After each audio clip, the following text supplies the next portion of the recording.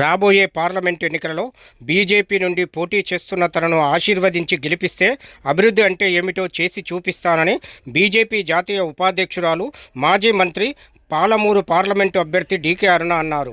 గురువారం జిల్లా కేంద్రంలోని పార్టీ కార్యాలయంలో ఏర్పాటు చేసిన విలేకరుల సమావేశంలో ఆమె మాట్లాడుతూ తనపై నమ్మకం ఉంచి తన అభ్యర్థిత్వాన్ని ఖరారు చేసిన ప్రధాని నరేంద్ర మోడీ, రక్షణ శాఖ మంత్రి, హోంమంత్రి అమిత్ షా, పార్టీ జాతీయ అధ్యక్షులు నడ్డాకు అభినందనలు తెలిపారు. ఈ సందర్భంగా ఆమె మాట్లాడుతూ పార్లమెంట్ ఎన్నికల్లో రాజకీయ లబ్ధి పొందేందుకే కాంగ్రెస్ పార్టీ గ్యారంటీల పేరుతో నాటకాలు ఆడుతున్నారని, ఇప్పటి వరకు ఒక్క గ్యారంటీని కూడా పూర్తి స్థాయిలో అమలు చేయలేదని విమర్శించారు.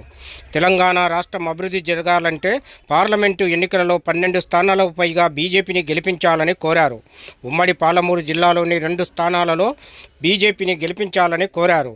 ఈ సమావేశంలో బీజేపీ నాయకులు, రాష్ట్ర కార్యవర్గ సభ్యులు పద్మజారెడ్డి, పడాకుల బాలరాజు, పాలమూరు జిల్లా అధ్యక్షులు శ్రీనివాసరెడ్డి, జిల్లా ఉపాధ్యక్షులు కృష్ణవర్ధన్ రెడ్డి, సత్యం, కృష్ణా యాదవ్, పార్లమెంటు కన్వీనర్ పవన్ కుమార్ రెడ్డి, దేవరకద్ర అభ్యర్థి ప్రశాంత్ రెడ్డి, మహబూబ్ నగర్ అసెంబ్లీ అభ్యర్థి మిథున్ రెడ్డి, అచ్చుగట్ల అంజయ్య, జయశ్రీ, పద్మాదేవి, లక్ష్మీదేవి, లక్ష్మీ, సాయితీరెడ్డి, కిరణ్ కుమార్ రెడ్డి, ప్రవీణ్ యాదవ్, రాజేందర్ రెడ్డి, గోవింద్ నాయక్, నారాయణ యాదవ్ తదితరులు పాల్గొన్నారు. రాష్ట్ర అధ్యక్షులు కిషన్ రెడ్డి గారికి, మన జిల్లా పార్టీకి ప్రతి ఒక్కరికి కూడా పేరు పేరున నా యొక్క హృదయపూర్వకమైనటువంటి ధన్యవాదాలు నేను తెలియజేస్తాను.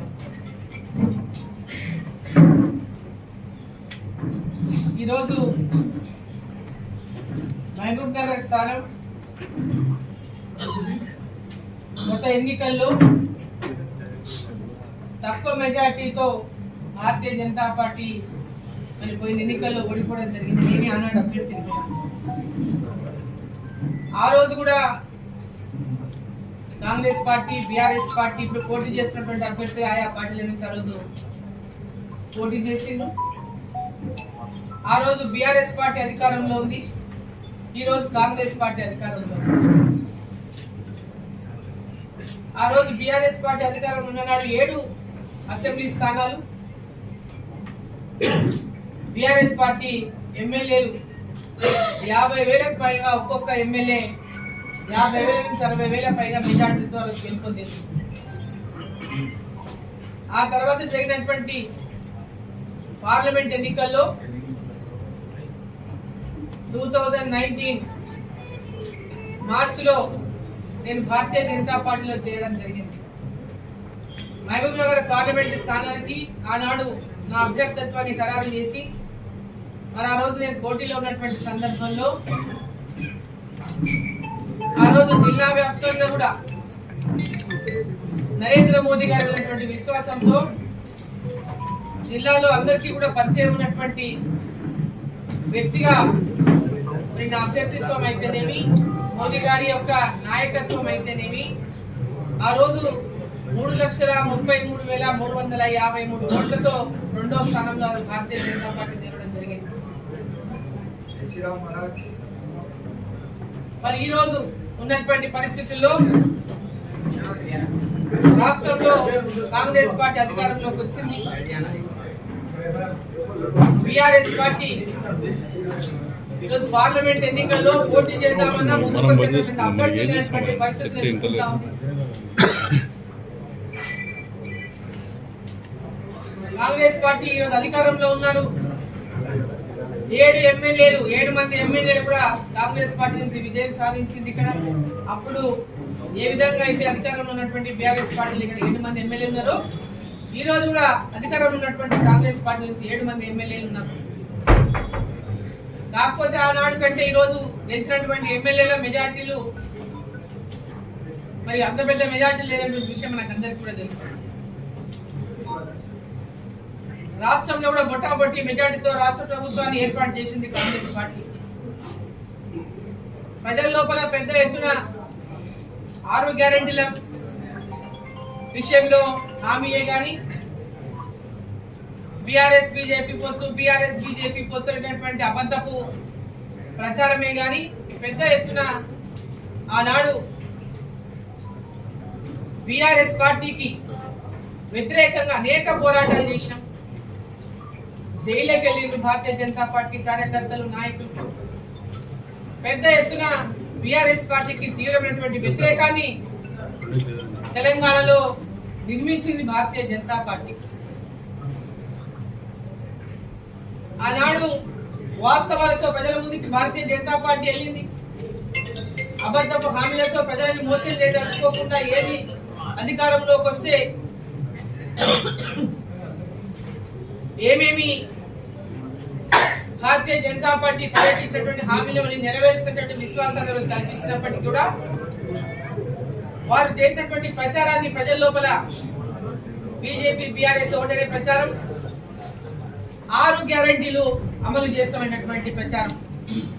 ఈ 2 ప్రచారాలను భారతీయ జనతా పార్టీ ప్రజలను నమ్మించగలిగింది, కాంగ్రెస్ పార్టీ ప్రజలను నమ్మించగలిగింది. కాంగ్రెస్ పార్టీ అధికారంలోకి వచ్చింది. ఈరోజు ఇచ్చినటువంటి హామీలు వాళ్ళు ఈరోజు ఆర్టీసీ బస్సులో మేము మహిళలకు ఉచిత ప్రయాణం అని చెప్పిన మేము నెరవేర్చినటువంటి ఓ గొప్ప హామీని అమలు చేసామని చెప్పుకుంటా ఉన్నాం. ఈరోజు గ్రామీణ ప్రాంతాల్లో ఒక గ్రామం నుంచి ఇంకో గ్రామానికి బస్సులే లేనటువంటి పరిస్థితి. ఏదో పట్టణ ప్రాంతాల్లో ఉన్నటువంటి బస్సుల్లో ఈరోజు మహిళలు ప్రయాణం చేస్తుండవచ్చు, కానీ గ్రామీణ ప్రాంతాల్లో మహిళలకు ఎక్కడ కూడా ప్రయాణ సౌకర్యం పెద్ద ఎత్తున లేదు. ఇదో మెయిన్ గా ఈ ఊరు నుంచి హైదరాబాద్ కో ఇక్కడ నుంచి అక్కడికో కొన్ని సర్వీసెస్ తప్ప ప్రతి ఒక్కరు కూడా మహిళలు ఇవాళ దాంట్లో అందుబడినటువంటి పరిస్థితి లేదు. వాళ్ళు ఇంకోటి ఏం చెప్పిండ్రు, ప్రతి ఒక్క గృహిణికి కూడా 2,500 రూపాయలు హామీ ఇచ్చింది. ప్రతి మహిళకు నెలకు 2,500 రూపాయలు ప్రతి నెల అందిస్తాము అని చెప్పినటువంటి మాట చెప్పింది. మరి ఇప్పటిదాకా ఎక్కడ కూడా ఏ మహిళకు ఏ ఒక్కరికైనా 2,500 రూపాయలు ఇస్తామనేటువంటి హామీ నెరవేర్చలేదు. రైతులకు 2 లక్షల రూపాయలు రుణమాఫీ చేస్తామని చెప్పిండ్రు. ఇప్పటిదాకా ఏ రైతుకు కూడా రుణమాఫీ అమలు చేయలేదు. 15,000 రూపాయల రైతు బంధు ప్రకటిస్తామన్నారు, రైతు బంధు అందజేస్తామన్నారు ప్రతి ఎకరాకి రైతుకి. ఇప్పటిదాకా ఎక్కడ కూడా ఆ రైతు బంధు రైతులకు అందజేయలేదు. కౌలు రైతులకు 12,000 రూపాయలు అందజేస్తామన్నారు 2 సంవత్సరానికి ఎకరాకి. ఇప్పటిదాకా ఏ కౌలు రైతు కూడా ఆ యొక్క సహకారాన్ని అందించినటువంటి పరిస్థితి లేదు. ప్రతి నిరుద్యోగికి 4,000 రూపాయలు నెలకు నిరుద్యోగ భృతి అందిస్తామని చెప్పింది. ఇప్పటిదాకా ఎక్కడ కూడా అటువంటి పరిస్థితి లేదు. మరి ఈరోజు 500 రూపాయలకే సిలిండర్ అందిస్తామని చెప్పింది. కేంద్ర ప్రభుత్వం ఇచ్చినటువంటి సబ్సిడీ మీద పెద్ద ఎత్తునున్నది. బీపీఎల్ లో ఉన్నటువంటి పేద మహిళలకు కేంద్ర ప్రభుత్వమే పెద్ద ఎత్తున 350 రూపాయల దాకా సబ్సిడీ ఇస్తా ఉంది వాళ్ళకి. మరి ఈరోజు రాష్ట్ర ప్రభుత్వం 500 రూపాయల సిలిండర్ అంటే కేంద్ర ప్రభుత్వం బొంగా వీళ్ళు ఇచ్చేది ఎంతలో ఒకసారి మనం అందరం కూడా ఆలోచన చేయాలి. ఇప్పుడు కూడా ఎక్కడికి ఏ ఒక్క మహిళ కూడా ఇప్పటిదాకా ఒక సిలిండర్ ఉచితంగా 500 రూపాయలకి సిలిండర్ ఇచ్చినటువంటి పరిస్థితి లేదు. 200 యూనిట్ల కరెంటు ఫ్రీగా ఇస్తామని చెప్తే ఉచితంగా అందజేస్తామన్నారు. ఇప్పటిదాకా ఎక్కడ కూడా ఏ ఇంటికి కూడా 0 బిల్లు ఇచ్చినటువంటి పరిస్థితి లేదు. ఉచిత కరెంటు 200 యూనిట్ ఇచ్చినటువంటి పరిస్థితి లేదు. కేవలం కాగితాల మీదనే పత్రికల మీదనే బ్యానర్ ఐటెంలుగా ఈ యొక్క హామీలు నిలబడుతున్నాయి తప్ప అక్కడ ఆ జిల్లాలో ఒక ప్రోగ్రాం పెట్టి ఒక పథకం, ఈ జిల్లాలో ఒక ప్రోగ్రాం పెట్టి ఒక పథకం, అవన్నీ లాంచ్ చేసేటట్టు పెద్ద మీడియాలో ప్రచారం చేసుకుంటున్నారు తప్ప ఇప్పటిదాకా గ్రౌండ్ లో ఏది కూడా అమలు చేయనటువంటి పరిస్థితి. అది కూడా పార్లమెంట్ ఎన్నికలు ఉన్నాయని, పార్లమెంట్ ఎన్నికల్లో లబ్ధి పొందడానికి మాత్రమే ఈ పథకాలను పెద్ద ఎత్తున